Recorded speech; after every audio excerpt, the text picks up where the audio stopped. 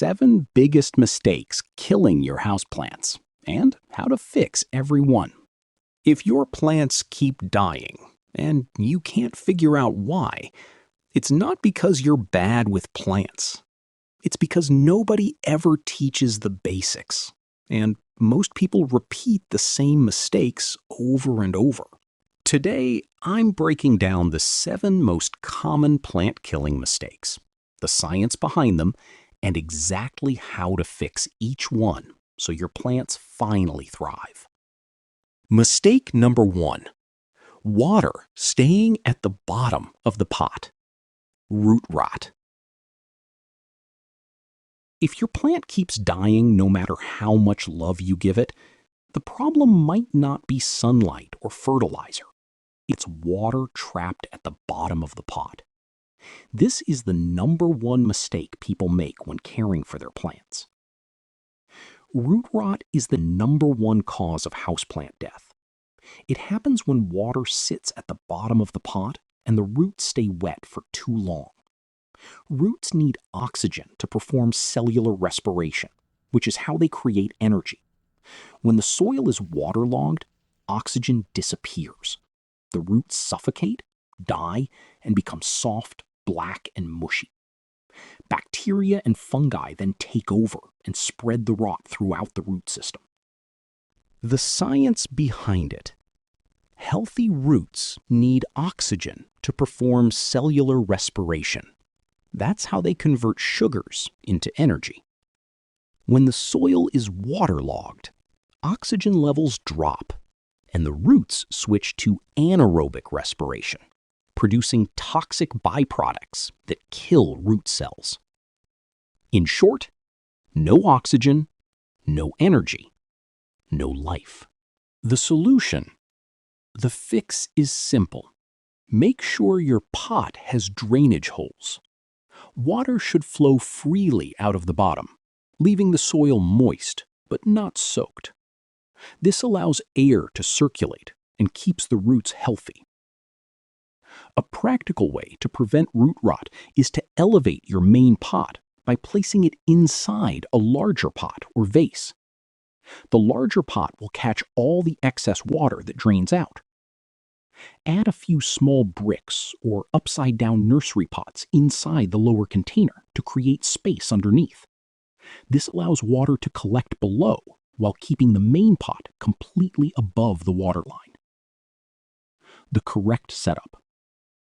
In a properly drained pot, the soil stays aerated, the roots stay firm and light brown, and only a small amount of water collects in the tray below. That's the sign of a healthy plant. So remember, water should pass through your pot, not stay inside it. Proper drainage is the difference between thriving plants and root rot disasters. Check your pots today. Your plants will thank you. When you water your plants, don't pour all the water into one spot.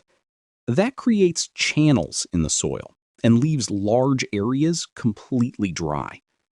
Instead, water evenly around the entire surface of the pot so the moisture spreads uniformly and the roots can absorb water from all sides. If this is helping you understand your plants better, hit the like button because it really supports the channel.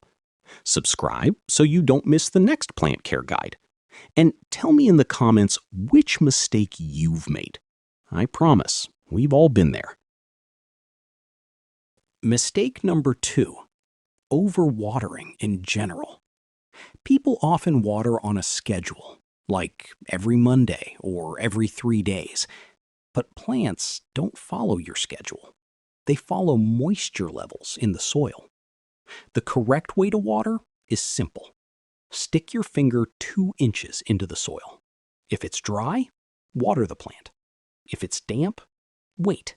If it's wet, stop immediately. Different plants dry out at different speeds. A cactus might need water once a month, while a fern might need water twice a week. Mistake number 3. Not enough light. Most homes are much darker than people think. Even a room that looks bright to your eyes can be low light for a plant. When a plant doesn't get enough light, it stretches toward the window, grows long, weak stems, produces small, pale leaves, and eventually stops growing. Leaves may also drop from the bottom up. Without enough light, photosynthesis slows down. Less photosynthesis means less energy, and the plant slowly starves. To fix this, place plants near south or west-facing windows. Clean, dusty leaves so they absorb more light. Use a grow light if your home is dim. A simple rule is this: if you can't comfortably read a book in that spot without turning on a lamp, your plant can't photosynthesize there. Pro tip: constantly moving a plant from place to place is another source of stress that many people don't realize they're causing. Every location has its own light intensity, temperature, airflow, and humidity, and plants need time to adapt to those conditions. When you keep shifting them around, the plant has to repeatedly readjust, which slows growth and can trigger leaf drop. Once you find a spot with good light and stable conditions, leave the plant there so it can settle in and build a healthy rhythm. Mistake number 4: wrong pot size. A pot that is too large holds too much water. The soil stays wet for days, which increases the risk of root rot.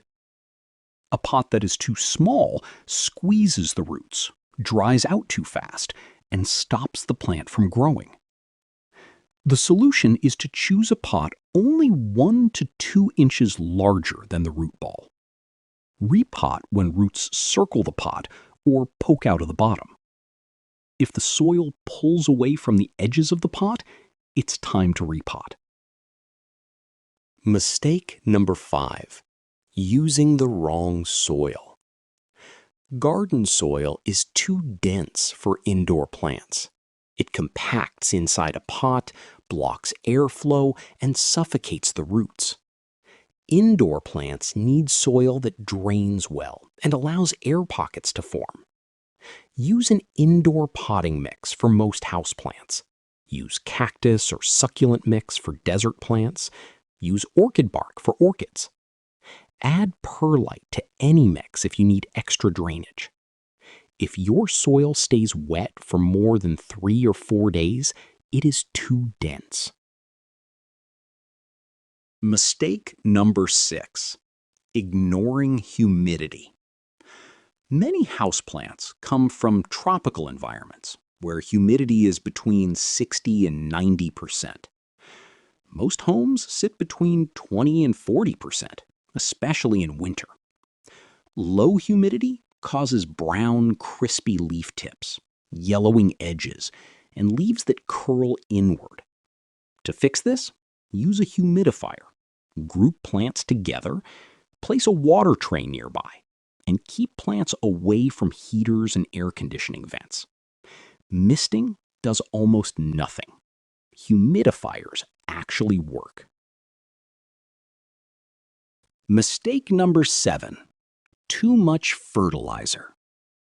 People often think fertilizer is plant food. It's not. Light is food. Fertilizer is more like vitamins, and too much of it burns the roots. Over-fertilizing causes a white crust on the soil, brown leaf tips, sudden leaf drop, and stunted growth. The solution is to fertilize lightly during spring and summer. Stop fertilizing in fall and winter, and flush the soil with clean water if you accidentally overdo it. Half-strength fertilizer is almost always enough. Most plant problems come down to a few simple habits: proper drainage, watering based on soil moisture, giving enough light, choosing the right pot and soil, maintaining humidity, and fertilizing carefully.